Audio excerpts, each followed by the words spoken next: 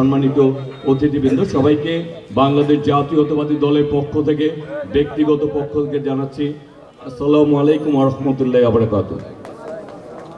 আমি বক্তব্যের শুরুতেই আমাদের নেত্রী দেশনেত্রী বেগম খালেদা জিয়া আজকে অসুস্থ।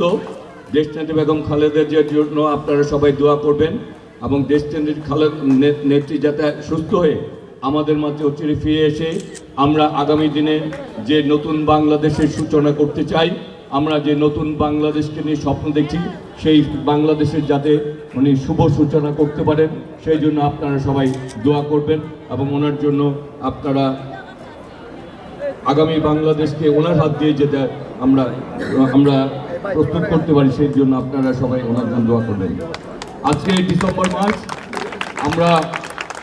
ডিসেম্বর মাসে আমরা প্রথমে স্মরণ করতে চাই এদেশে বহুদলীয় গণতন্ত্রের প্রবক্তা, আধুনিক বাংলাদেশের স্বপ্নদ্রষ্টা, স্বাধীনতার মহান ঘোষক শহীদ রাষ্ট্রপতি জিয়া রহমানের আত্মার মাগফিরাত কামনা করছি। সাথে সাথে বাংলাদেশের এই লাল সবুজের পতাকার জন্য, বাংলাদেশের মানচিত্রের জন্য আমাদের যে সকল মুক্তিযোদ্ধারা শহীদ হয়েছেন সেই লাখো মুক্তিযোদ্ধার আত্মার মাগফিরাত কামনা করছি।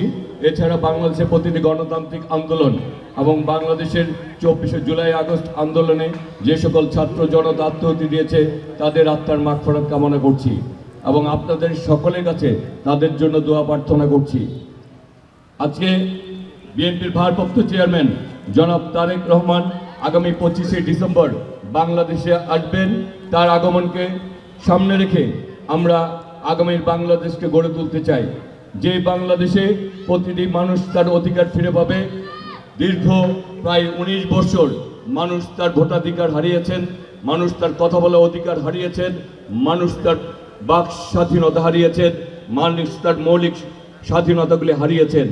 আমরা তারেক রহমানের নেতৃত্বে আগামীর বাংলাদেশকে এমন একটি বাংলাদেশ গড়ে তুলতে চাই যেই বাংলাদেশে মানুষের ভোটাধিকার থাকবে, আর যেই বাংলাদেশে মানুষ তার কথা বলার সাহস থাকবে, যে বাংলাদেশের প্রতিটি নাগরিক মনে করবে এই রাষ্ট্রের মালিকানা তারা, এই রাষ্ট্রের তার নিজস্ব মালিকানা রয়েছে।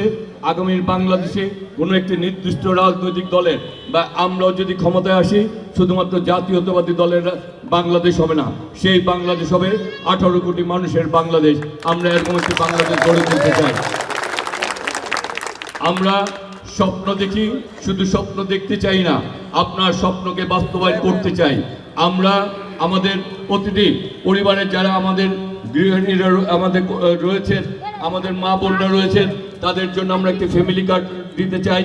তা আমাদের ভারপ্রাপ্ত চেয়ারম্যান বলেছেন আমাদের ফ্যামিলিগুলির জন্য, পরিবারের জন্য একটি ফ্যামিলি কার্ড থাকবে, যার মাধ্যমে তারা বিভিন্ন ধরনের রেশনিং সুবিধা পাবে, যার মাধ্যমে তারা ন্যায্য মূল্যে তাদের বিভিন্ন দৈনন্দিন যে দ্রব্যমূল্যগুলি রয়েছে, দ্রব্য রয়েছে, সেগুলি তারা ক্রয় করতে পারবে।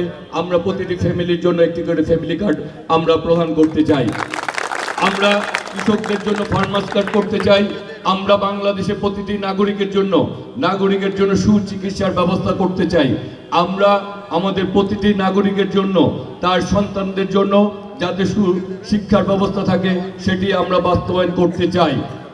আমরা অত্র এলাকায় আমাদের শিক্ষার সমস্যা রয়েছে, আমাদের উপযুক্ত আমাদের কোনো এখানে হাই স্কুল, ভালো কোনো হাই স্কুল নাই, আমাদের এখানে কোনো কলেজ নাই। আমরা আগামী দিনে এই এলাকাকে শিক্ষার সুন্দর পরিবেশ হিসেবে গড়ে তুলতে চাই। আমাদের এই এলাকায় আমাদের চিকিৎসার জন্য কোনো ব্যবস্থা নাই, একটি মাত্র হাসপাতাল রয়েছে, যেটি জনাব মির্জা আব্বাস মুগ্ধা হাসপাতালটাকে প্রতিষ্ঠা করেছিলেন। আমরা আগামী দিনে এরকমভাবে আরও এই এলাকায় এই সুচিকিৎসার জন্য আমরা হাসপাতাল গড়ে তুলতে চাই। আমাদের এই এলাকায় আমাদের ড্রেনেজ ব্যবস্থা রয়েছে, সেগুলি ঠিকমতো পরিষ্কার করা হয় না। আমাদের এই এলাকায় মানুষের নাগরিক সুযোগ সুবিধার অনেক ঘাটতি রয়েছে। আমরা ট্যাক্স দিই কিন্তু আমরা নাগরিক সুযোগ সুবিধা পাই না। আমাদের আগামী দিনে এই ড্রেনেজ ব্যবস্থাকে উন্নতি করতে হবে, যাতে করে পানি প্রবাহ সঠিক থাকে এবং আমরা আমাদের এলাকার মানুষের সেই চাহিদাগুলি যাতে আমরা বাস্তবায়ন করতে পারি। আমাদের এই এলাকায় রাস্তাঘাটের অপতুল্যতা রয়েছে। আমরা আগামী দিনে এলাকার উন্নয়নের জন্য আরও বেশি রাস্তাঘাট যাতে হয় সেই ব্যাপারে আমরা সকলে মিলে আমরা সেইগুলি কাজ করব এবং এলাকার উন্নয়নে নিজেদেরকে সম্পৃক্ত রাখব। আজকে আমরা বলতে চাই যে আমরা আগামী দিনে বাংলাদেশকে বিশেষ করে ঢাকা ৯কে সবুজবাগ খিলগাঁও মুগদাকে এমনিভাবে গড়ে তুলতে চাই যেখানে আমরা যে কোনো প্রতিবাদ, যারা ভালোকে ভালো বলবো, খারাপকে খারাপ বলবো, কিন্তু যে যারা খারাপ করবে আমরা সকলে মিলে তাকে প্রতিহত করব। আমরা আগামী দিনে এমন একটি রাষ্ট্র ব্যবস্থা গড়ে তুলতে চাই যে রাষ্ট্রের ব্যবস্থায় প্রতিটি নাগরিক তার অধিকার ফিরে পেয়ে নাগরিক তার দায়িত্ব পালন করবে এবং বাংলাদেশকে তার নিজস্ব বাংলাদেশ হিসেবে মনে করে এই বাংলাদেশকে গড়ে তোলার ব্যাপারে তাদের ভূমিকা থাকবে। আমরা ইসলামী মূল্যবোধে বিশ্বাসী, আমরা ইসলাম আলেম ওলামাদেরকে আমরা শ্রদ্ধা করি। আমাদের নেতা শহীদ রাষ্ট্রপতি জিয়াউর রহমান সংবিধানে বিসমিল্লাহির রহমানির রহিম সংযোজন করেছিলেন। আমাদের নেতা শহীদ রাষ্ট্রপতি জিয়াউর রহমান মহান আল্লাহর উপর আস্থা ও বিশ্বাসের ভিত্তিতে দেশ পরিচালনা করেছেন, যে কারণে মুসলিম বিশ্বের মধ্যে উনি অত্যন্ত জনপ্রিয় ছিলেন। আমাদের নেত্রীও ইসলামী মূল্যবোধে বিশ্বাস করে ইসলামী আলেম ওলামাদেরকে মূল্যায়ন করতেন। আমরাও আগামী দিনে ইসলামী মূল্যবোধে বিশ্বাস করে ইসলামের ভিত্তিতেই এবং মানুষকে সাথে নিয়েই আমরা সকল ধর্মের লোকজনকে নিয়ে আগামী দিনে এমন একটি বাংলাদেশ গড়ে তুলতে চাই যে বাংলাদেশ হবে আমাদের একটি ইসলামিক মূল্যায়নের একটি সুন্দর বাংলাদেশ, যেখানে সবাই তার দায়িত্বটিকে সঠিকভাবে পালন করবে। প্রিয় নেতৃবৃন্দ, আমাদের এই এলাকার মানুষের নিরাপত্তা প্রয়োজন, এই এলাকার মানুষের সুশাসন প্রয়োজন। আমরা সেই নিরাপত্তা এবং সুশাসনের এই ঢাকা ৯কে গড়ে তুলতে চাই।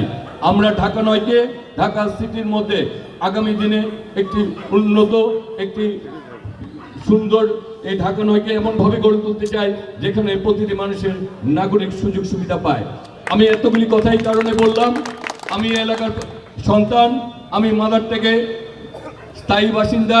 আমি দীর্ঘদিন যাবৎ এই এলাকার প্রতিটি অলিতে গলিতে ঘুরে বেড়াই। আমি এলাকার প্রতিটি এলাকার মানুষের সাথে আমার সম্পৃক্ততা রয়েছে। আর আপনাদের উদ্দেশ্যে একটি কথা বলতে চাই, আমি যেহেতু তৃণমূল থেকে গড়ে উঠেছি, তৃণমূল থেকে এই পর্যায়ে এসেছি, দেশনেত্রী বেগম খালেদা জিয়া, তারেক রহমান, জনতা জনাব মির্জা আব্বাস, আফরোজা আব্বাস এই এলাকার দলীয় নেতা কর্মীকে আমাকে মূল্যায়ন করেছেন, এই এলাকার মানুষ আমাকে ভালোবাসা দিয়েছেন। সুতরাং সেই মানুষের কাছে আমার দায়বদ্ধতা রয়েছে, আমার কৃতজ্ঞতা রয়েছে, আমার জবাবদিহিতা রয়েছে। আমি যদি ভালো করি আপনারা আমার পাশে থাকবেন, আমি যদি খারাপ করি আপনারা আমাকে শুধরাবেন, আমাকে বলবেন এই কাজটি আপনি ভালো করেছেন, এই কাজটি আপনি মন্দ করেছেন, এই কাজটি বন্ধ করতে হবে। আমি আপনাদের কথা দিচ্ছি, আপনাদেরকে নিয়ে আমি সেই সমাজ গড়ে তুলতে চাই।